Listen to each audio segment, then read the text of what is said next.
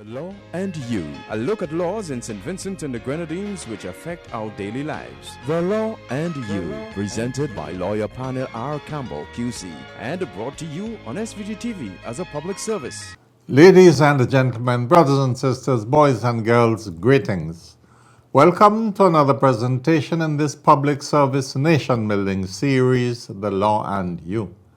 This is program number 950, coming to you on Monday the 23rd of September 2019.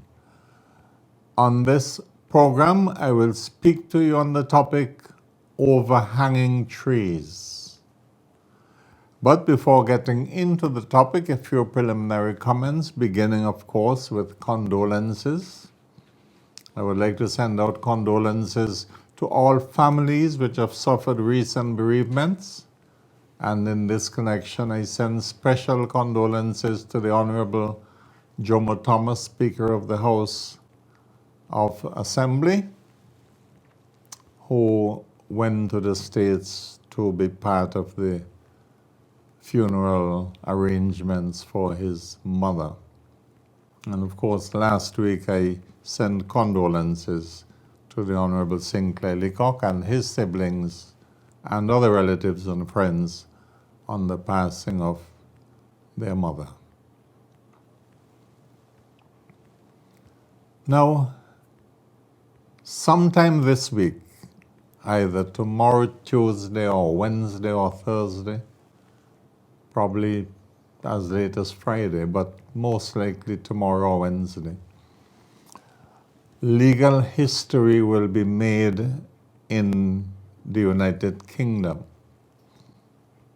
because there is pending before the court a judgment that the Supreme Court of the United Kingdom is going to deliver this week, which will define the limits of prime ministerial power.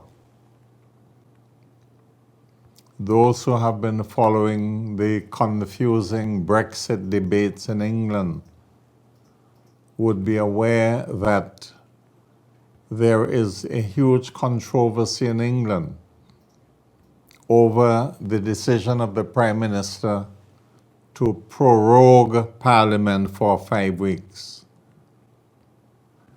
The opponents of the Prime Minister say that he did it to avoid having Parliament make decisions adverse to his government in respect of getting the Brexit arrangements finalized. The question has arisen sharply in the United Kingdom jurisprudence as to whether the Supreme Court has the authority to interfere with parliamentary procedure, or in what circumstances might it have that authority. To those of us who are schooled in the principles of British constitutionalism, it is a very fascinating question, and we await with bated breath to the decision of the Supreme Court about the limits, if any, of prime ministerial power when it comes to parliamentary procedure. So hopefully by next Monday, when the judgment would have been delivered, I would have some more comments to make. I probably might devote the whole program to that question. So we wait and see, and we look forward to the judgment, because the highest courts in Scotland has ruled that the prime ministerial prorogation of Parliament was illegal. It is said that he misled the Queen. Whereas the English Court of Appeal made a contrary ruling to the Scottish Court of Appeal called the House of Inner Sessions, the English judges, the English senior judges at the level of the Court of Appeal said that the courts have no business telling Parliament how to conduct its affairs. So the highest courts, just under the level of the Supreme Court of Scotland and England, are differing on that point of view. So we look forward to seeing what the full bench of the Supreme Court in England will rule. All 11 judges. There are 12 judges of the Supreme Court in England, but no more than 11 sit on any serious occasion. There's always one kept in reserve to preserve an odd number of judges on the bench so that you wouldn't get a tie, say, 6-6 decision. All right, the topic for the evening, overhanging trees. I have spoken about this topic twice before, and it is very opposite that I should speak about it on this program. First of all, let us thank Almighty God that we have been spared any serious distress over the passage of Tropical Storm Karen. I don't believe we have heard the last of that storm because it was heading towards the northern part of the Caribbean. And let us hope the good Lord would also be sparing of our brothers and sisters in those islands, as He has been kind to us so far. Let me say in passing, however, that we should not become complacent in St. Vincent and the Grenadines and say, oh, we are blessed. Storms are going to pass us. We're not going to get a lot of damage. So that when you hear warnings and by the authorities, don't bother with them. Nothing is going to happen to us. Don't take that point of view at all. Whenever the officials warn us about an impending tropical wave or a tropical storm or a hurricane, we must always take it seriously. Make our precautions. It's better to take precautions and nothing happen than to fail to take precautions and then we get hit squarely with disaster. So let us give thanks and praise to Almighty God. But don't let us get in the mindset of saying, oh, we're blessed, nothing will happen to us. Don't make that mistake. The officials know what they are doing and they know what they are saying. They have meteorologists who study the weather and they can predict with reasonable certainty what is going to happen. And if by chance the good Lord spares us, let us be thankful. But don't let us take His bounty for granted. Overhanging trees. One of the manifest dangers of high winds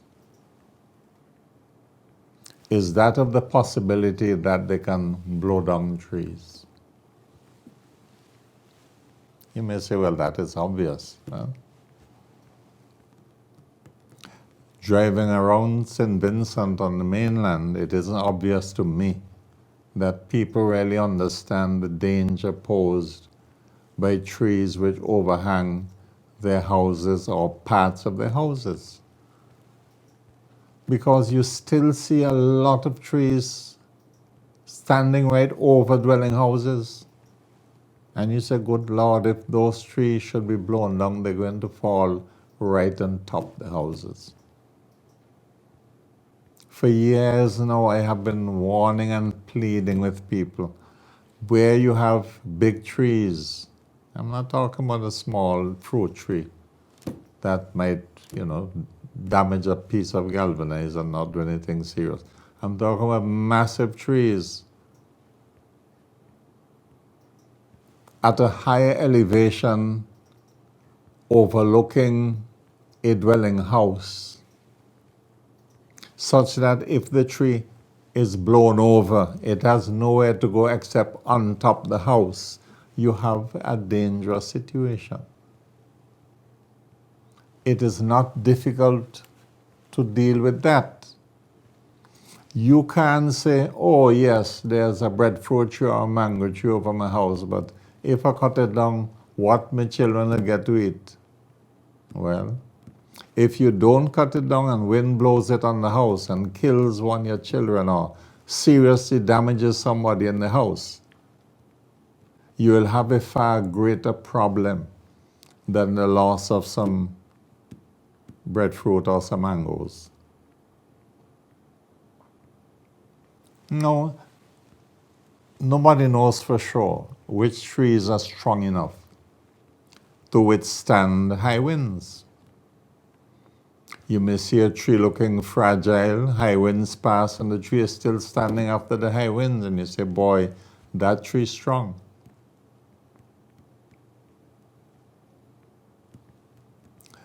On the other hand, you may see a tree which you think is strong. And you say, man, no wind can't blow that over, man. Look at the size of that. And next thing you know, high winds come, bam. The tree falls and mash up part of the house. Coconut trees are especially dangerous, because if a coconut tree falls on a house, it invariably does a lot of damage. There are no branches the way that a mango tree would fall, and the spread of the branches may cause the energy of the falling tree to be absorbed and not create as much damage. When a coconut tree falls on top of a galvanized roof, it practically wants to slice the roof. Coconut trees are not to be skylarked with if they are near to a dwelling house in which people are sleeping when night comes. Granted, coconut trees are strong because if you look at the way they dance and bend in the wind without breaking, you say, good. But you never know which tree will fall or break. And once a tree is within striking distance of a house, you have to be careful. Get the tree cut. Don't tell me it's your only coconut tree and you want to lose the nuts. Well, you would prefer to lose your life than some coconuts.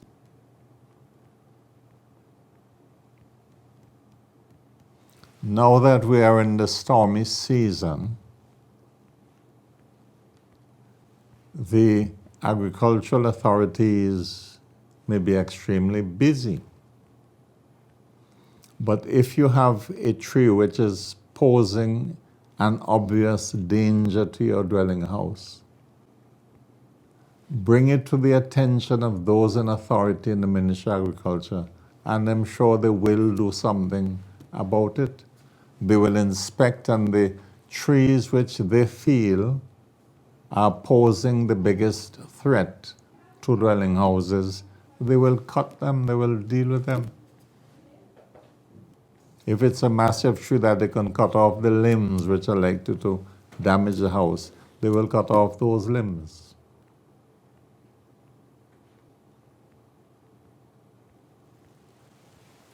But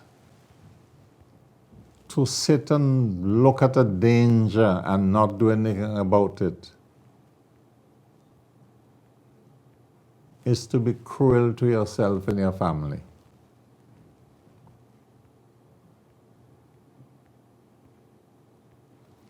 Most dwelling houses have roofs made of galvanized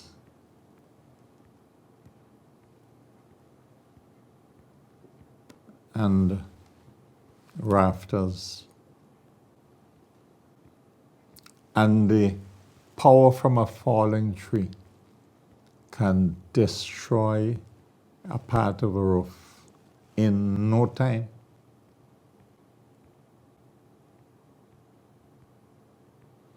If you can help yourself, please do.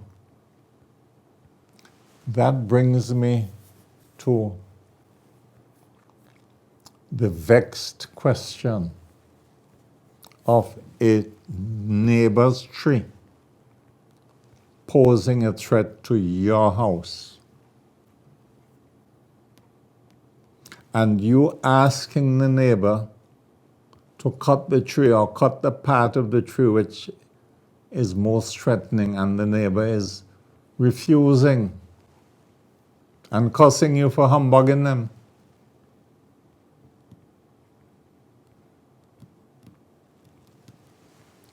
That is the serious question. And you should report to the authorities immediately if you have a neighbor who you're pleading with. Please cut down that tree, man. Look at it. It's right over my bedroom. And the neighbor is refusing. Go to the authorities and bring it to their attention. And I'm saying to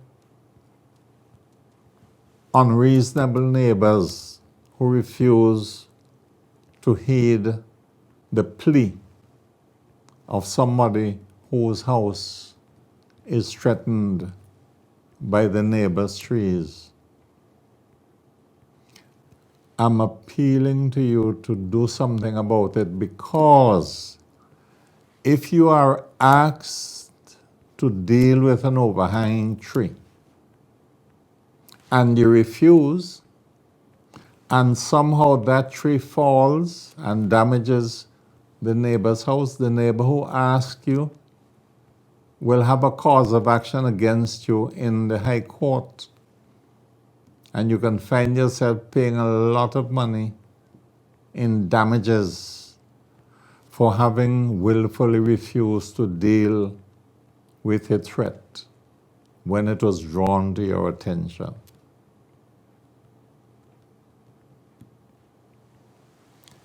It is against the principles of good neighborliness to look at a threat posed by a tree on your land, to receive a complaint or request from a neighbor who is under threat from your tree and do nothing about it, or worse still, curse the person who is asking you, please cut down the tree.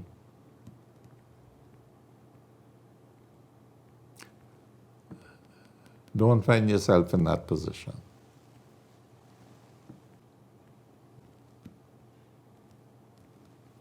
One of the images we saw on Sunday,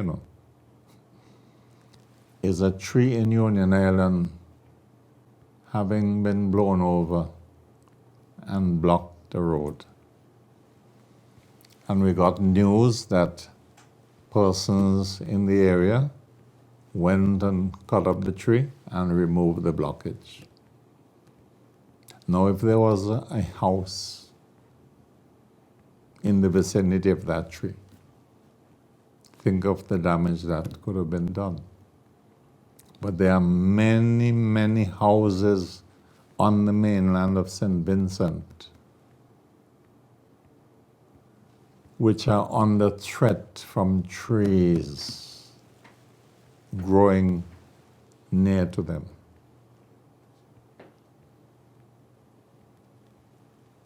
And prevention is better than cure. Excuse me.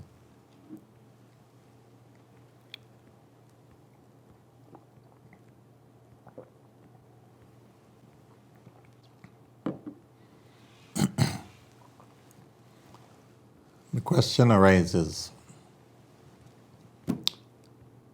if your neighbor has a tree which is threatening your house because of the distance from your house and the elevation of the land, and you ask the neighbor to deal with it and the neighbor refuses, do you have the right to go in your neighbor's land and deal with the problem yourself? Well, the answer is no. The law doesn't give you the right to go into your neighbor's property. But there are circumstances in which if you trespass in a neighbor's land for the purpose of removing a threatening tree, there are circumstances in which a court might excuse the action you took. If you can show that this tree presented a clear and present danger to a dwelling house, not if it just will fall on your land, because it could fall on your land and not be a threat to any house in your land. So the fact that a tree is situated in such a way that it could fall in your house, on your land, if it isn't shown that in all probability that tree in falling will damage a structure in your land, a dwelling house, that's a different proposition than the tree falling on empty land or falling on a fowl pen or a pig pen.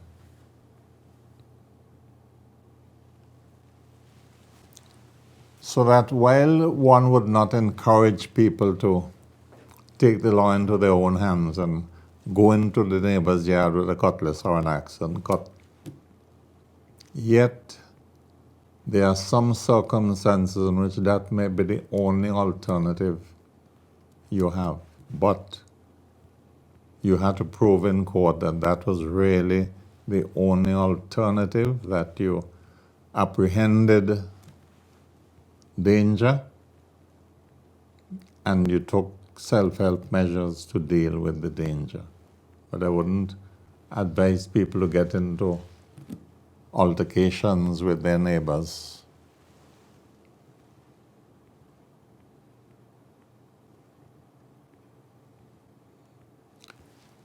I hardly think anything I've said should come as a surprise to anybody. We live in a very hilly country.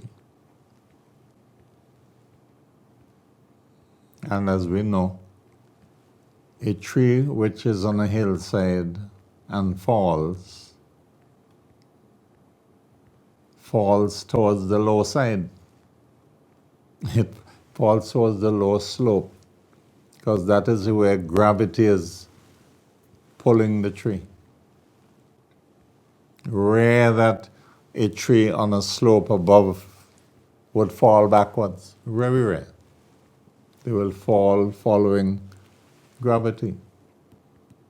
And if you look at, for example, coconut trees on a slight rising, they will lean towards where they're likely to fall. And you would know that because when the nuts fall in the direction of how the tree is leaning.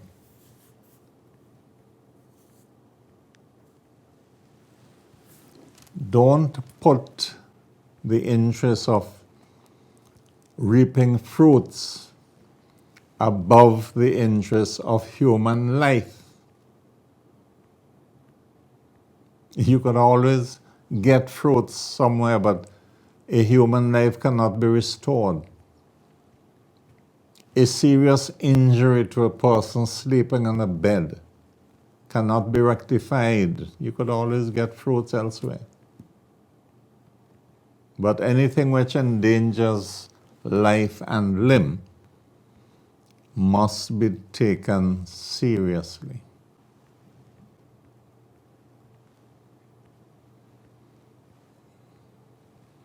Nature is not always predictable as to which areas would get higher rainfall, higher winds, more landslides than other areas.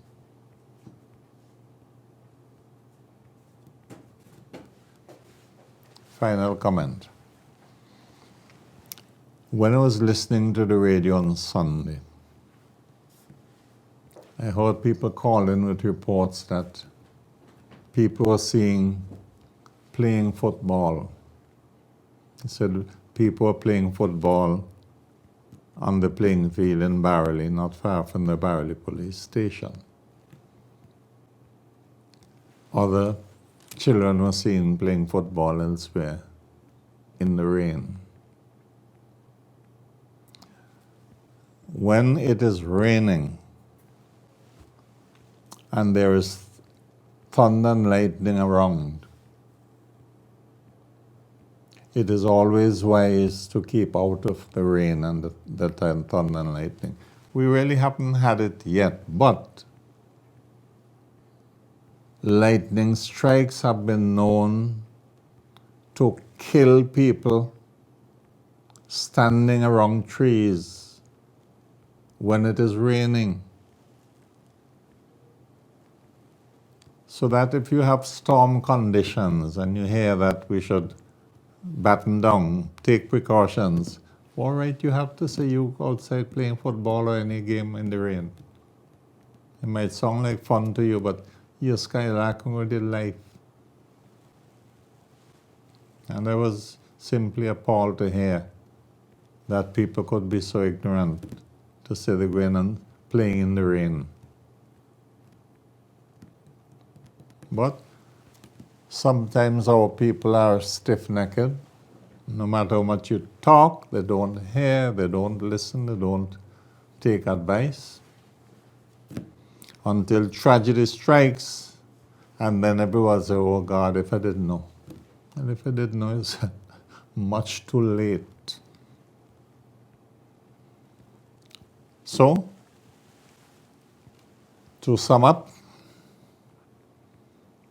where there are trees which pose a danger to a dwelling house, those trees should be cut down, or the parts of the trees which appear to pose the most danger to the dwelling house should be limbed off. Better to be safe than sorry. All right, that is all from this program of The Law and You. I look forward next week, Monday, DV, to discussing with you the results of the United Kingdom Supreme Court judgment on the limits of prime ministerial power when it comes to parliamentary procedure. Fascinating. We look forward to hearing what the law lords will rule. Until next Monday, therefore, here is hoping that the good Lord will continue to bless us all.